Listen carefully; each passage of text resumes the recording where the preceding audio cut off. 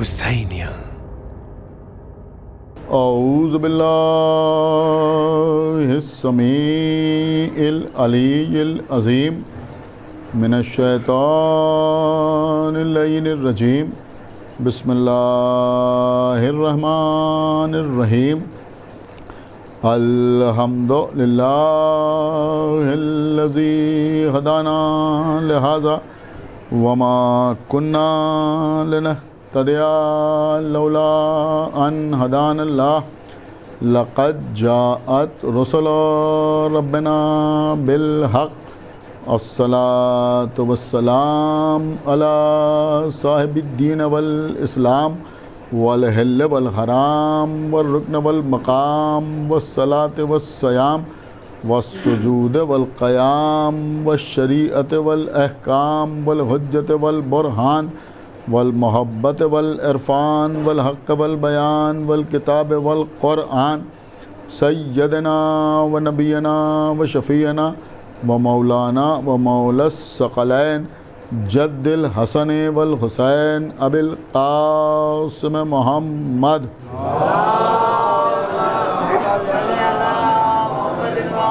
وعلى أهل بيته الطيبين الطاهرين المعصومين المظلومين المنتخبين المنتجبين الذين أذهب الله عنهم الرجس وطهرهم تطهيرا۔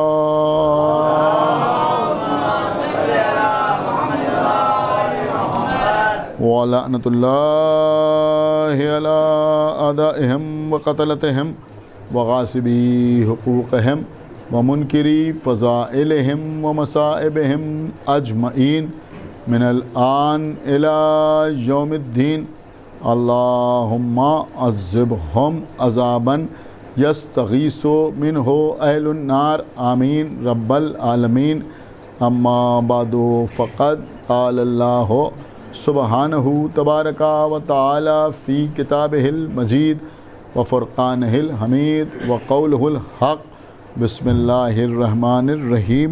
انما یرید اللہ لیذھب عنکم الرجس اہل البیت ویطہرکم تطہیرا۔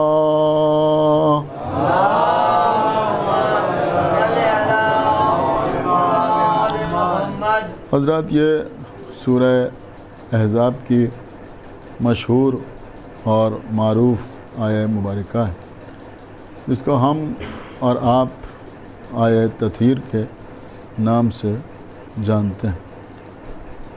عزیزوں، اس وقت آج کی مجلس میں میرا دل چاہ رہا ہے کہ تھوڑا سا تذکرہ آیہ تطہیر کا بھی ہو جائے۔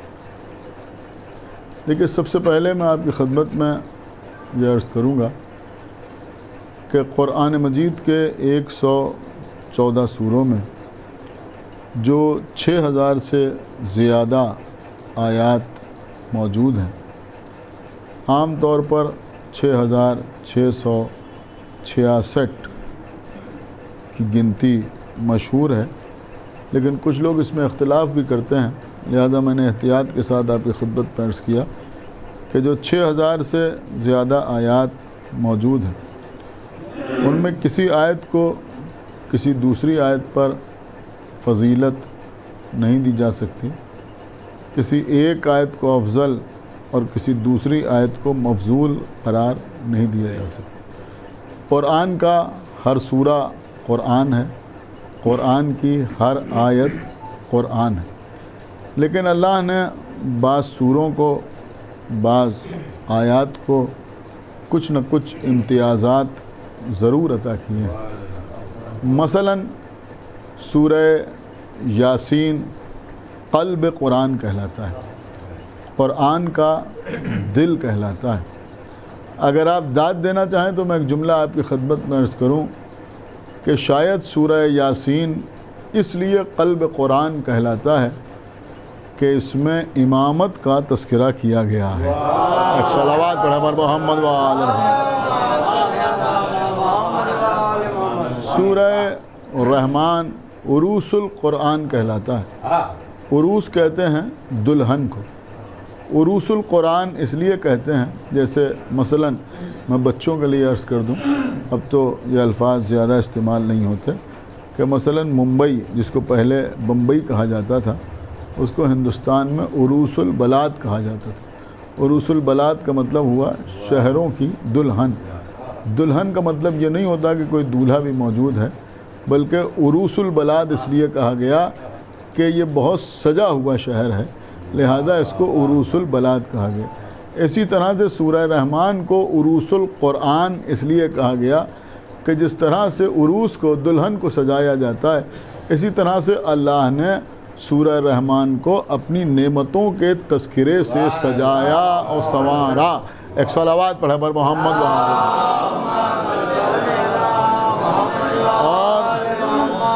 انہی تذکروں میں ایک تذکرہ یہ بھی ہوا کہ مرج البحرین یلتقیان، کہ اللہ کہہ رہا ہے کہ ہم نے دو نور کے دریاؤں کو آپس میں ملا دیا، اور تمام مفسرین نے یہ بھی تحریر کیا کہ اس آیت میں اشارہ ہے عقد مولا کائنات اور جناب فاطمہ زہرا کی طرف۔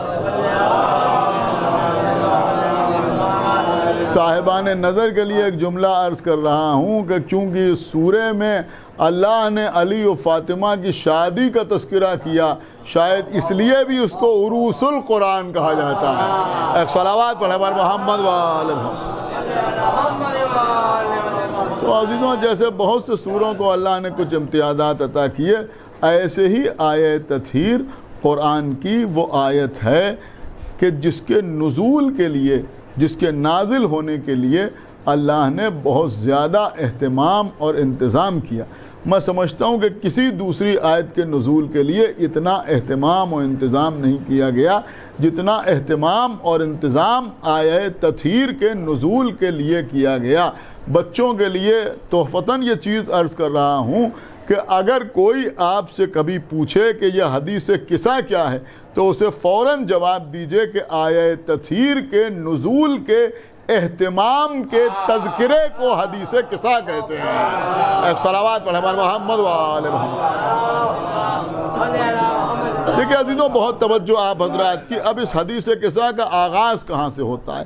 آپ ذرا غور کریں کہ پیغمبر اسلام حضرت احمد مجتبی محمد مصطفیٰ صلی اللہ علیہ وآلہ وسلم، یوں تو عزیزوں ہمارا ہر امام ہمارے لیے نمونہ عمل ہے، یوں تو ہمارا ہر امام ہمارے لیے اسوہ حسنہ کی حیثیت رکھتا ہے، لیکن اللہ نے خصوصیت کے ساتھ سورہ احزاب کی 21ویں آیت میں پیغمبر اسلام کو اسوہ حسنہ قرار دیا۔ اس کا مطلب یہ ہوا کہ پیغمبر کا ہر عمل ہمارے لیے لائق اتباع ہے۔ دیکھیں میری بات کو سمجھیے، لائق اطاعت حکم ہوتا ہے، لائق اتباع عمل ہوتا ہے۔ اللہ نے پیغمبر کی اطاعت بھی واجب قرار دی اور اللہ نے پیغمبر کا اتباع بھی واجب قرار دیا۔ اتباع کے واجب ہونے کا مطلب یہ ہے کہ اللہ نے پیغمبر کے عمل کو ہمارے لیے نمونہ عمل قرار دیا کہ تم پیغمبر کو دیکھو اور ان کا جیسا عمل بجا لاؤ، یعنی پیغمبر کو اپنے لیے عملی طور پر نمونہ قرار دو۔ توجہ چاہتا ہوں آپ حضرات کی۔ اب عزیزوں، وہ پیغمبر کے جس کو اللہ نے اسوہ حسنہ قرار دیا، بڑی قیمتی بات میں آپ کی خدمت میں عرض کر رہا ہوں۔ مسلمانوں کی بدقسمتی یہ ہے کہ بدعت حسنہ سمجھ میں آتا ہے، اسوہ حسنہ سمجھ میں نہیں آتا۔ ایک صلوات پڑھیں پر محمد وآل محمد۔ ایک صلوات اور پڑھیں پر محمد وآل محمد۔ اللہ نے پیغمبر کی ذات کو، سمجھ رہے ہیں آپ، پیغمبر کی ذات کو اللہ نے اسوہ حسنہ قرار دیا۔ اب جس کی ذات کو، یعنی باقی ائمہ کا تو مسئلہ بات کا ہے، لیکن پیغمبر کو اللہ نے اسوہ حسنہ قرار دیا۔ اس نبی نے، اس رسول نے اپنے بدن میں ضعف محسوس کیا، اور جب پیغمبر نے اپنے بدن میں ضعف محسوس کیا تو پیغمبر اسلام سیدھے اپنی بیٹی فاطمہ زہرا کے دروازے پر آئے۔ دیکھیں سمجھدار لوگ میرے سامنے ہیں اور مجلس آن لائن بھی بہت سننے والے ہیں، میں آپ کی خدمت میں عرض کر رہا ہوں، آپ مجھے بتائیں کہ آج لوگ ہم پر یہ اعتراض کرتے ہیں کہ بھئی آپ جب نماز پڑھتے ہیں تو ہر نماز میں آپ سورہ حمد پڑھتے ہیں، اور جب سورہ حمد پڑھتے ہیں تو سورہ حمد کے 3 اجزاء ہیں۔ یہ بات آپ کو معلوم ہے؟ ہمارے اور آپ کے چھٹے امام، امام جعفر صادق علیہ السلام ابو حنیفہ امام کے سامنے بیٹھا ہوا ہے، اور ابو حنیفہ نے گستاخی یہ کی کہ امام سے کہا کہ میں آپ سے ذرا قرآن کے بارے میں کچھ گفتگو کرنا چاہتا ہوں۔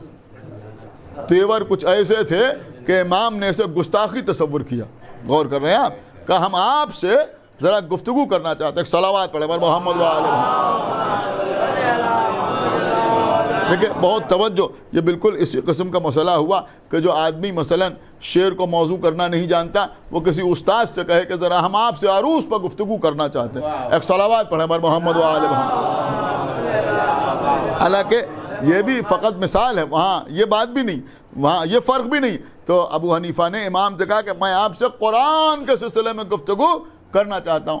امام نے کہا قرآن کے بارے میں گفتگو بعد میں کرنا، پہلے میرے ایک سوال کا جواب دو۔ یعنی امام نے بتایا کہ بھئی جواب دو تو پتہ چلے کہ تم گفتگو کے لائق ہو یا نہیں۔ صلوات پڑھا بر محمد و آل محمد۔ بھئی بات کرنے کے لائق بھی ہو یا لائق نہیں ہو۔ تو کہا کہ کیا سوال ہے؟ تو امام نے کہا کہ یہ بتاؤ کہ قرآن کا وہ کون سا سورہ ہے کہ جس کا اول تحمید ہے، جس کا اول تحمید ہے۔ میری زبان پھسل نہیں رہی ہے، میں تمہید کو تحمید نہیں کہہ رہا ہوں۔ ایک صلوات پڑھیں پر محمد و آل محمد۔ کہ جس کا اول تحمید ہے، جس کا اوسط اخلاص ہے، جس کا آخر دعا ہے۔ دیکھیں یاد رکھیے گا جو میں آپ کی خدمت میں عرض کر رہا ہوں کہ جس کا اول تحمید ہے، جس کا اوسط اخلاص ہے، جس کا آخر دعا ہے۔ ابو سفیان نے کچھ دیر سوچا، پھر سر جھکا کے سوچا، پھر سر کھجا کے سوچا، اور اس کے بعد کہا ہم کسی ایسے سورے کے بارے میں نہیں جانتے۔ امام نے کہا سنو، اس سورے کا نام ہے سورہ حمد، جس کا اول تحمید ہے۔ تحمید کا مطلب ہوا حمد الہی۔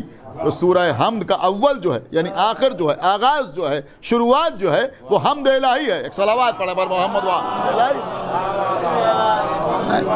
بسم اللہ الرحمن الرحیم، الحمدللہ رب العالمین، اور رحمان الرحیم مالک یوم الدین، یہ سب کیا ہے کہ اللہ کی حمد ہے۔ تو امام نے فرمایا کہ اول تحمید ہے، اوسط یعنی مڈل، بیچ کا حصہ جو ہے، فرمایا وہ اخلاص ہے۔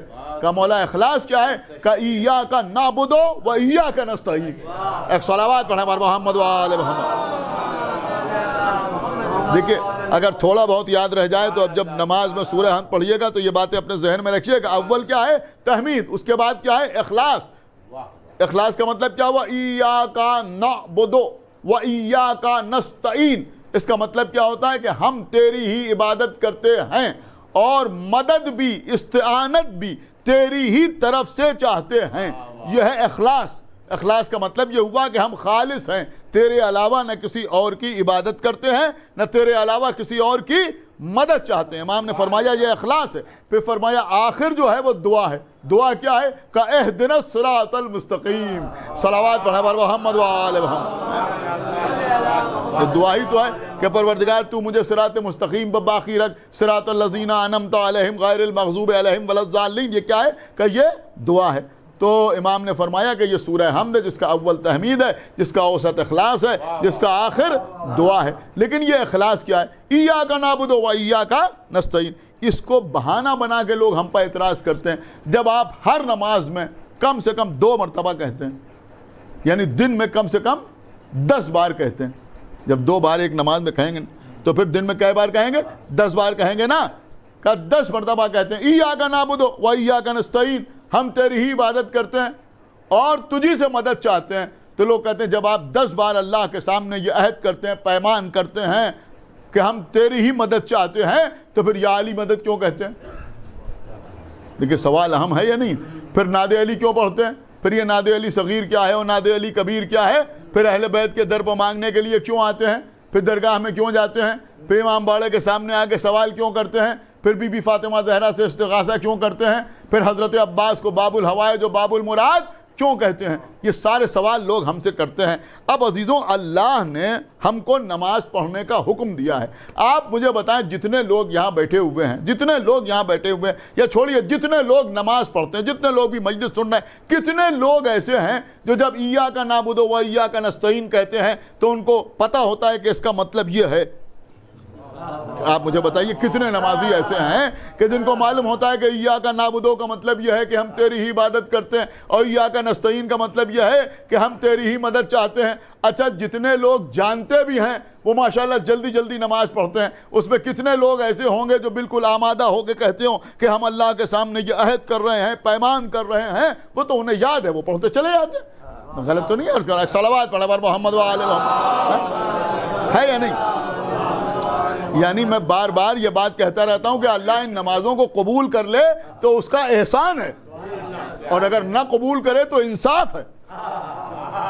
ایک صلوات پڑھے پر محمد و آل محمد, یہ تو اس کا احسان ہے بھائی کہ وہ قبول کر لے.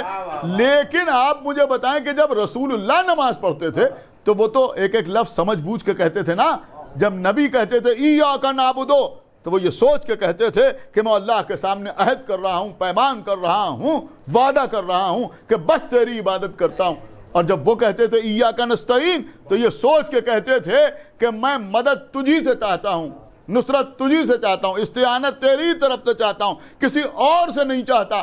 ہمارا صرف ایک سوال ہے کہ تم ہم سے کہتے ہو جب آپ ایاک نعبد و ایاک نستعین کہتے ہیں تو اہل بیت کے در پر مدد مانگنے کے لیے کیوں جاتے ہیں؟ جس دن اللہ کے رسول نے, ان کو تو اللہ نے اسوہ حسنہ قرار دیا تھا یا نہیں دیا تھا, جس دن اللہ کے رسول نے اپنے بدن میں ذوف محسوس کیا اور فاطمہ زہرا کے دروازے پہ آئے, کیا اس دن پیغمبر نے نماز میں ایاک نعبد و ایاک نستعین نہیں کہا تھا؟ صلوات پڑھیں پر محمد و آل محمد, کہا تھا یا نہیں کہا؟ اور فرمایا آپ نے ایک صلوات پڑھیں پر محمد و آل محمد. اس دن بھی پیغمبر نے کہا تھا نا کہ ایاک نعبد و ایاک نستعین. تو ایاک نعبد و ایاک نستعین کہنے کے بعد اپنی بیٹی کے دروازے پر کیوں آئے؟ اپنی بیٹی کے دروازے پر آئے تو کیا پیغمبر نے جو عہد کیا تھا اسے توڑ دیا؟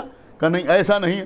پیغمبر نے جو وعدہ کیا تھا اس کا پاس نہ رکھا؟ کہ ایسا بھی نہیں ہے. تو پھر پیغمبر اسلام بی بی فاطمہ زہرا کے دروازے پر کیوں آئے؟ پیغمبر نے فاطمہ کے دروازے پر آ کر بتایا. دیکھیں آج کی اس مجلس کی خاص بات آپ کے حوالے کر رہا ہوں, اور یہی پیغمبر کا اسوہ حسنہ ہے کہ پیغمبر اسلام نے جب درد محسوس کیا اپنے بدن میں تو بی بی فاطمہ کے دروازے پر آ کر یہ بتایا کہ فاطمہ کے دروازے پر مدد مانگنا اللہ ہی سے مدد مانگنا ہے. ایک صلوات پڑھیں پر محمد و آل محمد, ان کے دروازے. ایک صلوات اور پڑھیں پر محمد و آل محمد. اب عزیزوں ذرا آپ غور فرمائیں کہ یہ بی بی فاطمہ زہرا کا دروازہ ہے, یہاں اللہ کا رسول آ رہا ہے تو کیا کہتا ہوا آ رہا ہے؟ اے بیٹی میں اپنے بدن میں ذوف محسوس کر رہا ہوں. ابھی تو میں نے شروع کی ہے حدیث کے ساتھ, ایک صلوات پڑھیں پر محمد و آل محمد. لیکن انشاءاللہ ایک 10-15 منٹ میں مجلس تمام ہو رہی ہے آج کی, آپ انشاءاللہ بات کو محسوس کریں گے. آگے کہا کہ بیٹی میں اپنے بدن میں ذوف محسوس کر رہا ہوں, اور جب کہا میں اپنے بدن میں ذوف محسوس کر رہا ہوں تو بی بی فاطمہ زہرا نے اپنے بابا کو ایک چادر لا کے اڑا دی. اور جب پیغمبر نے چادر اوڑھ لی, اب آپ پوری حدیث قصہ پڑھ ڈالیے شروع سے آخر تک. حدیث قصہ کے 2 نسخے ہمارے یہاں رائج ہیں, ایک روایت جابر ابن عبداللہ انصاری سے شروع ہوتا ہے, ایک روایت فاطمہ زہرا سے شروع ہوتا ہے. ایک ان جابر ابن عبداللہ انصاری, روایت فاطمہ زہرا, ایک روایت فاطمہ زہرا سے شروع ہوتا ہے. 2 نسخے ہمارے یہاں, دونوں پڑھ ڈالیا. تھوڑا تھوڑا دونوں میں فرق بھی ہے, لیکن آپ کو کہیں نہیں ملے گا کہ پیغمبر نے چادر اوڑھنے کے بعد اپنے ذوف کا اظہار کیا ہو. چادر اوڑھنے سے پہلے تو دیکھیں, بڑی قیمتی بات میں آپ کی خدمت میں عرض کر رہا ہوں, چادر اوڑھنے سے پہلے تو اپنی بیٹی سے کہا کہ میں اپنے بدن میں ذوف محسوس کر رہا ہوں, کمزوری محسوس کر رہا ہوں. لیکن جب چادر اوڑھ لی تو چادر اوڑھنے کے بعد پیغمبر نے ایک بار بھی نہیں کہا کہ میں اپنے بدن میں ذوف محسوس کر رہا ہوں. ایسا بھی نہیں ہے کہ بولے نہیں, گفتگو کی, امام حسن سے گفتگو کی, امام حسین سے گفتگو کی, مولا علی سے گفتگو کی, بی بی زہرا سے گفتگو کی, جبریل امی سے گفتگو کی, لیکن پیغمبر نے یہ نہیں کہا کہ میں اپنے بدن میں ذوف محسوس کر رہا ہوں. باقی ساری باتیں کر ڈالی لیکن ذوف والی بات نہیں کہی. اس کا مطلب یہ ہوا کہ چادر اوڑھنے سے پہلے تو ذوف تھا, لیکن چادر اوڑھنے کے بعد ذوف نہیں رہا. بی بی فاطمہ زہرا نے اپنے بابا کو کوئی دوا لا کے نہیں دی, ایک گلاس پانی لا کے نہیں پلایا, دودھ میں شہد گھول کے نہیں پلایا, صرف چادر اڑا دی. یہ بی بی فاطمہ زہرا کی چادر کا معجزہ تھا. غور کر رہے ہیں آپ؟ ایک صلوات پڑھے پر محمد و آل محمد. یہ بی بی فاطمہ زہرا کی چادر کا معجزہ تھا کہ پیغمبر کا ذوف بدن دور ہو گیا. کوئی کم عقل یا کم اصل اعتراض بھی نہ کرے کہ بیٹی کے چادر اڑا دینے سے باپ کا ذوف بدن کیسے دور ہو گیا. ارے ذرا سورہ یوسف پڑھ کے دیکھے, جب بیٹے کی قمیض باپ کے چہرے پر ڈالنے سے گئی ہوئی بینائی واپس آ سکتی ہے تو بیٹی کی چادر سے باپ کا ذوف بدن کیوں نہیں دور ہو سکتا؟ صلوات پڑھے پر محمد و آل محمد. ایک صلوات اور پڑھتے پر محمد و آل محمد. بس قبلہ میں بات کو مختصر کر رہا ہوں. تو یہ بی بی فاطمہ زہرا جنہوں نے چادر اڑائی تو پیغمبر کا ذوف بدن دور ہو گیا. میں نے مثال دی فقط سمجھانے کے لیے, ورنہ کہاں یوسف کا کرتا اور کہاں ہماری شہزادی کی چادر. آپ کہیں گے یہ تم نے کیا کہہ دیا؟ میں نے یوں ہی نہیں کہا. یوسف کے کرتے سے یعقوب کی آنکھوں کی بینائی واپس آئی. یعقوب معصوم تھے, اللہ کے نبی تھے, سمجھ رہے ہیں آپ, پیغمبر تھے, اس سے انکار نہیں ہے. اور ایک نبی کے بیٹے بھی تھے, ایک نبی کے بھتیجے بھی تھے, نبی کے پوتے بھی تھے. لیکن میں کچھ عرض کر رہا ہوں, لیکن یعقوب تھے, صاحب لولاک نہیں تھے. آپ سوچ رہے ہوں گے کہ بھئی یہ صاحب لولاک کہاں سے لیا؟ ایک صلوات پڑھے پر محمد و آل. صاحب لولاک نہیں تھے جناب یعقوب. جناب یعقوب نبی تھے. میری بات آپ سمجھ رہے ہیں؟ یعقوب کی آنکھوں کی بینائی فقط یعقوب ہی کی آنکھوں کی بینائی تھی, لیکن رسول کا مسئلہ الگ. رسول ہے صاحب لولاک. لولاک لما خلقت الافلاک, اگر آپ کو نہ پیدا کرتا تو افلاک کو نہ پیدا کرتا. لیکن لوگ کہتے ہیں آپ رسول کی تعریف کرنا نہیں جانتے. سنیے, رسول کی تعریف ایسے ہوتی ہے. رسول ہے صاحب لولاک. مطلب کیا ہوا؟ اگر نبی نہ ہوتے تو آسمان نہ ہوتا, نبی نہ ہوتے تو زمین نہ ہوتی, نبی نہ ہوتے تو ستارے نہ ہوتے, نبی نہ ہوتے تو آفتاب نہ ہوتا, نبی نہ ہوتے تو ماہتاب نہ ہوتا, نبی نہ ہوتے تو ہوائیں نہ ہوتی, نبی نہ ہوتے تو فضائیں نہ ہوتی, نبی نہ ہوتے تو خلائیں نہ ہوتی, نبی نہ ہوتے تو فرشتے نہ ہوتے, نبی نہ ہوتے تو حوریں نہ ہوتی, نبی نہ ہوتے تو غلمان نہ ہوتے. میں کچھ اور عرض کروں, نبی نہ ہوتے تو باقی انبیاء نہ ہوتے, نبی نہ ہوتے تو باقی رسول نہ ہوتے. جو کچھ ہے کائنات میں وہ رسول کی وجہ سے ہے. غور کیا آپ نے؟ اب اگر پیغمبر نے اپنے بدن میں ذوف محسوس کیا, دیکھیں کوئی بھی محمد رسول اللہ کہنے والا اس گوشے سے انکار نہیں کر سکتا کہ اب اگر پیغمبر نے اپنے بدن میں ذوف محسوس کیا تو خالی پیغمبر نے اپنے بدن میں ذوف محسوس نہیں کیا. اگر پیغمبر کے بدن میں ذوف آیا تو سورج کی روشنی میں ذوف آیا, چاند کی چاندنی میں ذوف آیا, ستارے کی بلندی میں ذوف آیا, آسمان کی وسعت میں ذوف آیا, زمین کے پھیلاؤ میں ذوف آیا. کیا سن رہے ہیں آپ؟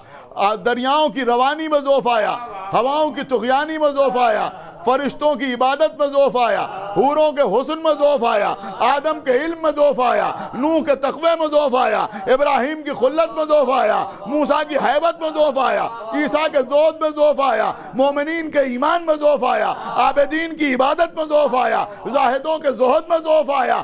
اگر محمد کے بدن میں ذوف آیا, اب اگر بی بی کے چادر اڑانے سے پیغمبر کا ذوف بدن دور ہوا تو خالی محمد کے بدن کا ذوف دور نہیں ہوا, آسمان کی وسعت کا ذوف دور ہوا, آفتاب کے نور کا ذوف دور ہوا, چاند کی چاندنی کا ذوف دور ہوا. کیا سن رہے ہیں آپ؟ ستاروں کی بلندی کا ذوف دور ہوا, حوروں کے حسن کا ذوف دور ہوا, فرشتوں کی تسبیح کا ذوف دور ہوا. اب سب کچھ سمیٹ کے ایک جملہ کہوں, بھیا جس بی بی کی چادر ایک لمحے میں کائنات کا ذوف دور کر سکتی ہے, کیا اس بی بی کا رومال ہمارا ذوف اعمال دور نہیں کر سکتا؟ صلوات بر محمد و آل محمد. اسی بی بی کا رومال, ایک صلوات اور پڑھا بر محمد و آل محمد. اسی بی بی کا رومال تو ہے, تو کیا اس بی بی کا رومال ہمارا ذوف اعمال دور نہیں کر سکتا؟ جو لوگ کہتے ہیں صاحب بی بی کیسے بخشوا دیں گے, ایک صلوات پڑھے بر محمد و آل محمد. بھائی یہ تو عجیب و غریب بات ہے. خداوند عالم کروٹ کروٹ جنت عطا کرے. خطیب اکبر مولانا مرزا محمد اطہر صاحب قبلہ اس سلسلے میں بڑی خوبصورت سی مثال دیتے تھے. وہ کہتے تھے صاحب ایک بیمار ہے, گھر میں پڑا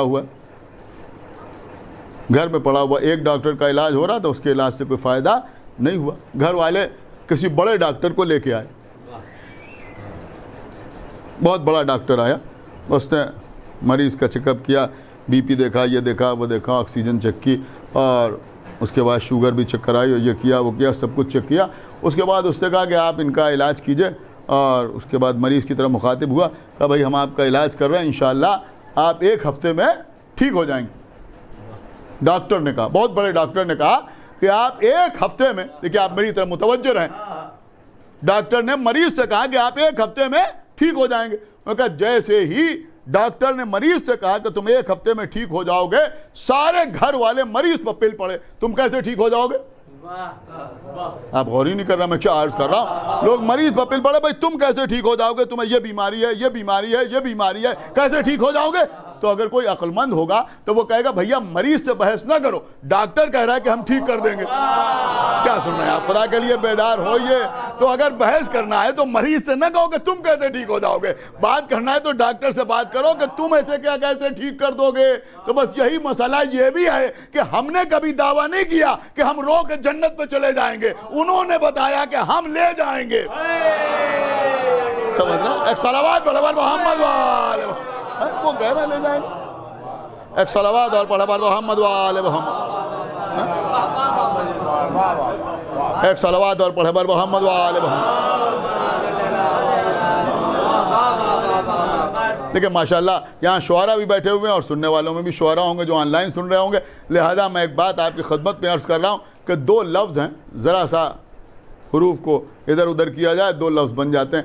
ایک لفظ ہے دعویٰ, اور ایک لفظ ہے وعدہ. دعویٰ اور وعدہ, دعویٰ اور ہوتا ہے, وعدہ اور ہوتا ہے. ایک صلوات پڑھے بر محمد وآل محمد. ایک چیز ہوتی ہے دعویٰ, ایک چیز ہوتی ہے وعدہ.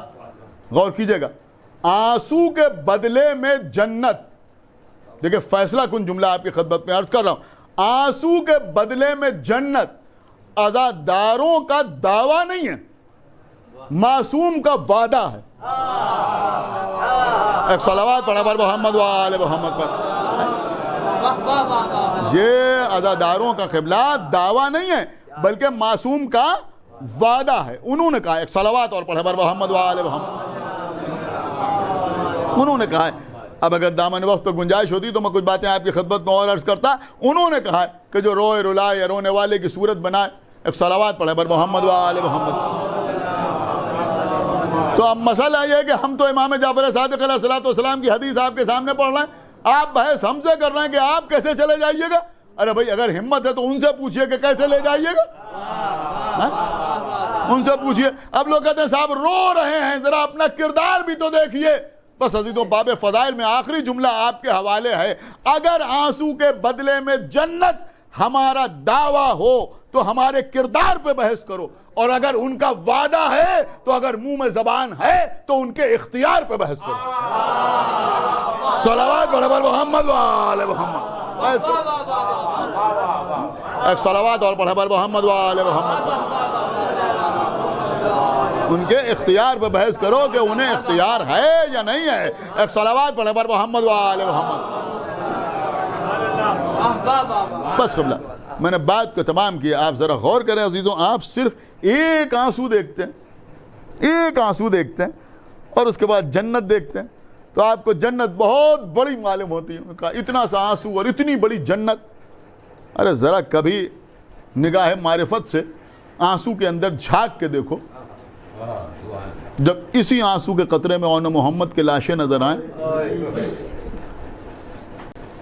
جب اسی آنسو کے قطرے میں قاسم کی پامال لاش نظر آئے, جب اسی آنسو کے قطرے میں علی اکبر کے سینے میں لگی ہوئی برچھی نظر آئے, جب اسی آنسو کے قطرے میں عباس کے کٹے ہوئے بازو نظر آئے, جب اسی آنسو کے قطرے میں علی اصغر کے گلے پر لگتا ہوا تیر نظر آئے, جب اسی آنسو کے قطرے میں حسین کے گلے پر چلتا ہوا خنجر نظر آئے، اس کے بعد ذرا اندازہ لگاؤ کہ آنسو کی قیمت کیا ہے۔ خدا آپ کو کسی غم میں نہ رلائے سوائے غم امام حسین علیہ السلام۔ عزیزوں، یہ آنسو، یہ رونا، یہ گریا، آپ اللہ کا شکر ادا کریں، آپ فرش عزا پر بیٹھ کے رو لیتے ہیں، ماتم کر لیتے ہیں، آنسو بہا لیتے ہیں، لیکن جن بیویوں کو رونے کا حق تھا انہیں بھی رونے نہ دیا گیا۔ اگر کربلا کے بعد زینب روئیں تو تازیانہ مارا گیا، ام کلثوم روئیں تو درے سے اذیت دی گئی، اگر سید سجاد روئے تو زنجیر کو کھینچا گیا، اگر سکینہ روئیں تو رخساروں پر تماچے لگائے گئے۔ ہاں عزیزوں، ہماری جان قربان بی بی سکینہ پر۔ میں مصائب میں کوئی کمی نہیں کرنا چاہتا۔ 11 محرم کو لٹا ہوا قافلہ کربلا سے روانہ ہو رہا ہے، تمام بیبیاں ناقوں پر سوار ہیں، لیکن بی بی سکینہ نہ ملی۔ عزیزوں، آپ کو پتہ ہے 11 محرم کو بی بی سکینہ کو ڈھونڈنے کے لیے زینب و ام کلثوم نہیں آئیں، بلکہ شمر ملون آیا، بابا کا قاتل آیا۔ جب جناب سکینہ کو دیکھا کہ وہ اپنے بابا کی لاشے کے پاس ہیں، تو جناب سکینہ نے کیا کہا تھا؟ یہی تو کہا تھا، اے شمر، کل کی رات وہ پہلی رات تھی کہ جب ہمارے بابا ہمارے درمیان نہیں تھے۔ آپ تو ماشاءاللہ شام غریبہ کی مجلس کرتے ہیں، روتے ہیں، وہاں شام غریبہ میں کیا ہے؟ بی بی سکینہ کہہ رہی ہیں کل کی رات پہلی رات تھی کہ جب ہمارے بابا ہمارے درمیان نہیں تھے، ہم رونا چاہتے تھے، ہم گریا کرنا چاہتے تھے، ہم آنسو بہانا چاہتے تھے، لیکن تم لوگوں نے ہمیں رونے نہیں دیا، اس لیے کہ جب بیویاں بآواز بلند روتی تھیں تو یزید کے سپاہی آ کے گھڑکیاں دیتے تھے کہ بآواز بلند نہ رو، اس لیے کہ تمہارے رونے سے ہماری نیند میں خلل پڑتا ہے۔ بی بی کہتی ہیں کہ جب تم لوگ چلے جاؤ گے تو میں جی بھر کے اپنے بابا کا ماتم کروں گی۔ جزاکم اللہ خیر الجزا۔ عزیزوں، شمر کہتا ہے کہ اور کس لیے تم یہاں رکنا چاہتی ہو؟ بی بی کہتی ہیں کہ تمہارے لشکر والوں نے اپنے کشتہائے نجس کو دفن کر دیا، لیکن میرے بابا کا جنازہ تو بے کور و کفن پڑا ہوا ہے، کسی نے غسل نہیں دیا، کسی نے کفن نہیں پہنایا، کسی نے دفن نہیں کیا۔ جب یہ قافلہ چلا جائے گا تو میں نے سنا ہے کہ جب ابو ذر نے ربضہ میں وفات پائی تو ان کے ساتھ کوئی اور نہیں تھا، ان کی ایک بیٹی ان کے ساتھ تھی، وہ بیٹی جا کے شاہ راہ پہ بیٹھ گئی، ادھر سے قافلہ آ رہا تھا، ابو ذر کی بیٹی نے پکار کے کہا اے قافلے والوں کہاں جاتے ہو؟ یہاں صحابی رسول کا جنازہ بے گور و کفن پڑا ہوا ہے۔ اے شمر، جب یہ قافلہ چلا جائے گا تو میں بھی جا کے شاہ راہ پہ بیٹھ جاؤں گی، اگر ادھر سے کوئی قافلہ آیا تو میں بھی پکار کے کہوں گی کہ اے قافلے والوں کہاں جاتے ہو؟ یہاں نبی زادے کا لاشا بے گور و کفن پڑا ہوا ہے۔ خدا لعنت کرے شمر ملعون پر۔ وہ کہتا ہے سکینہ اگر کوئی قافلہ نہ آیا تو؟ بی بی کہتی ہیں اگر قافلہ نہ آیا تو میں بچی ہوں، میں کم سن ہوں، میں اپنے بابا کو غسل نہیں دے سکتی، میں اپنے بابا کو کفن نہیں پہنا سکتی، میں قبر نہیں کھول سکتی، لیکن میں کم سے کم دریا کے کنارے جاؤں گی، اپنے چلو میں پانی لے کے آؤں گی، پانی لا کر اپنے بابا کی کٹی ہوئی گردن پر چھڑکوں گی۔ ہاں عزیزوں، یہ سکینہ ہیں، بڑا ارمان ہے کہ ہم بابا پر کب روئیں گے۔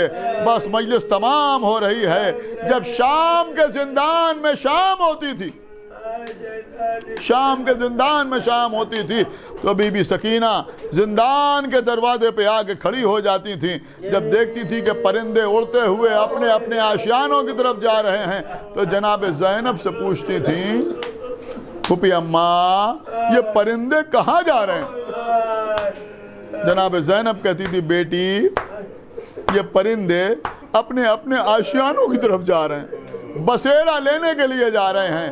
بی بی سکینہ پھوپھی کے پیروں سے لپٹ جاتی تھی، پھوپھی اماں کیا ہم کبھی مدینے واپس نہ جائیں گے؟ بڑا ارمان تھا کہ ہم مدینے کب واپس جائیں گے۔ بس آخری جملے مجلس تمام۔ یہی وجہ ہے عزیزوں کہ جب حرم کو رہائی ملی اور جناب زینب کی خواہش پر ایک مکان خالی ہوا جہاں 7 دن تک آقا حسین کا ماتم ہوا، لیکن جب وہاں سے قافلہ چلا تو جناب زینب نے جو لوٹے ہوئے تبرکات واپس آئے تھے ان میں سے ایک چھوٹی سی چادر نکالی۔ کچھ دیر زینب اس چادر کو دیکھتی رہی۔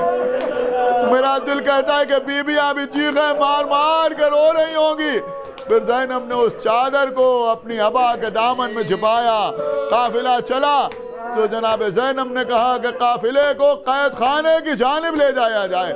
قافلہ قید خانے کے قریب آیا۔ شہزادی زینب ناقے سے اتری، آہستہ آہستہ بڑھی قید خانے کی طرف۔ قید خانے کے قریب پہنچی، دروازے کے دونوں بازوؤں پر دونوں ہاتھوں کو رکھا، اندر جھانک کے دیکھا۔ اب جو دیکھا تو کیا دیکھا کہ عالم تنہائی میں، غربت کے عالم میں، اندھیرے میں ایک تربت بنی ہوئی ہے، ایک ننھی سی لہد بنی ہوئی ہے۔ عزیزوں بے قرار ہو کے پھوپھی قید خانے کے اندر پہنچی۔ آگے آواز دی، سکینہ تمہیں بڑی تمنا تھی کہ ہم وطن کب واپس جائیں گے؟ اے بی بی ہم مدینے جا رہے ہیں، اے بی بی کیا ہمارے ساتھ نہ چلو گی؟ یہ کہہ کے زینب نے چادر کو نکالا، قبر سکینہ پہ پھیلایا۔ اے بی بی ہم کربلا بھی جائیں گے، عجب نہیں کہ قبر سے آواز آئی ہو، اے پھوپھی جب کربلا جائیے گا تو ہمارے بابا حسین کو ہمارا سلام۔ اور دیگر جو واسطہ محمد والے محمد ہماری اس عبادت کو قبول فرما۔